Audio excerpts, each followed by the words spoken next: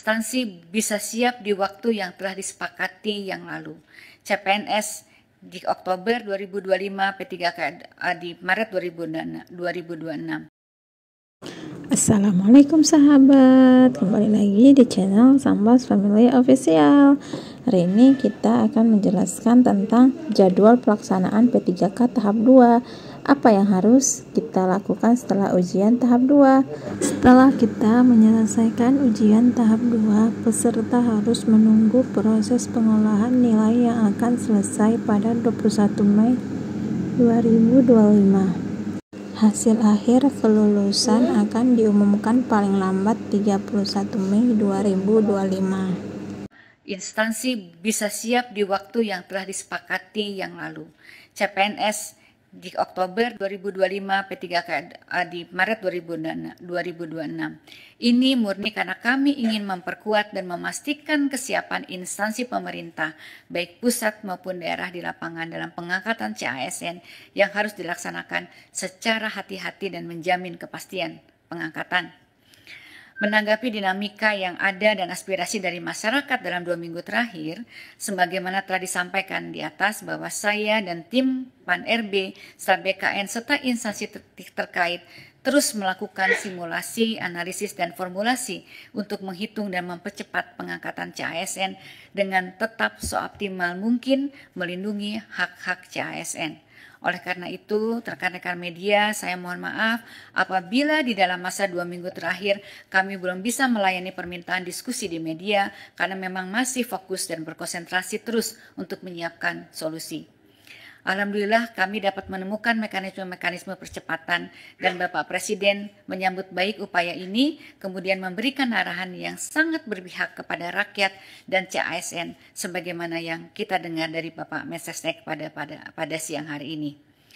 Sebagaimana telah disampaikan tadi, sesuai dengan kesiapan masing-masing KL dan Pemda saat ini dalam memenuhi persyaratan dengan rincian jadwal paling lambat sebagai berikut: CPNS paling lambat Juni 2025, P3K seluruhnya paling lambat Oktober 2025.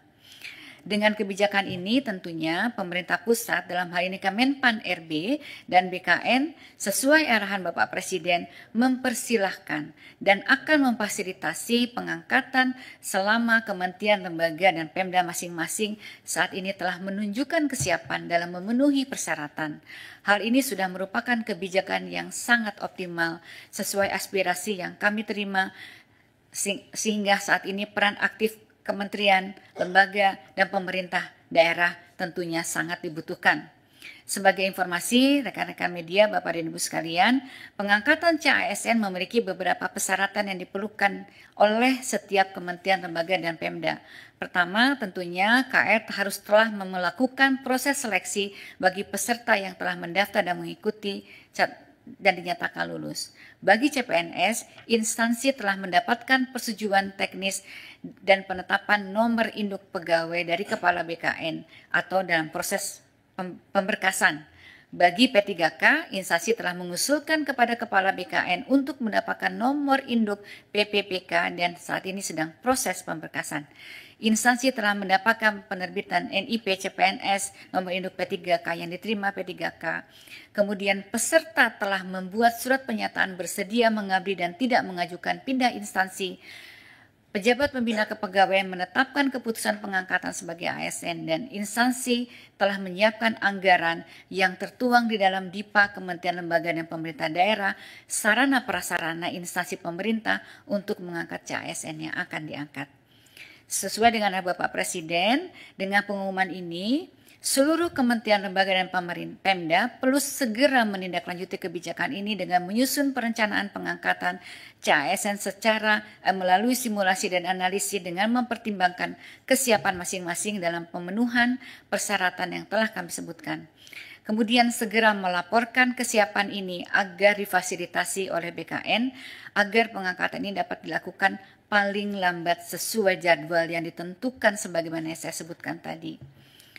Saya juga ingin mengingatkan kembali sesuai dengan konferensi pers yang dilaksanakan di Kompleks DPR RI tanggal 14 Februari yang lalu, Menteri Keuangan sudah menyampaikan bahwa tidak ada PHK tenaga non-ASN di Kementerian Lembaga dan Pemerintah Daerah Di tahun lalu juga saya sudah mengeluarkan surat edaran agar KL Pemda tetap menganggarkan pendapatan bagi tenaga non-ASN yang terdata selama proses rekrutmen ini berjalan.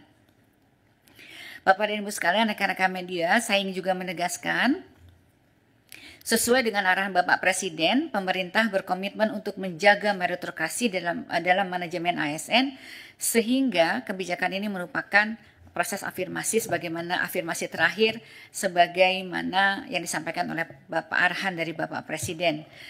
Selain itu, sesuai dengan Undang-Undang Nomor 20, nanti setiap PPK, kepala daerah atau menteri atau kepala lembaga tidak boleh lagi melakukan rekrutmen pegawai non-ASN di instansi dengan ancaman sanksi. Demikian yang dapat disampaikan. Sekali lagi, saatnya langkah proaktif ini dari Kementerian Lembaga dan Pemda, jadi mohon para instansi pemerintah agar secara proaktif untuk melakukan penyelesaian administrasi bagi calon ASN, mengingat kebijakan nasional yang akomodatif sudah ditetapkan. Tidak ada lagi alasan kebijakan nasional yang tidak membolehkan, dan kami akan terus mengawal proses ini agar berjalan dengan baik demi kepastian bagi CASN dan efektivitas penyelenggaraan pemerintah.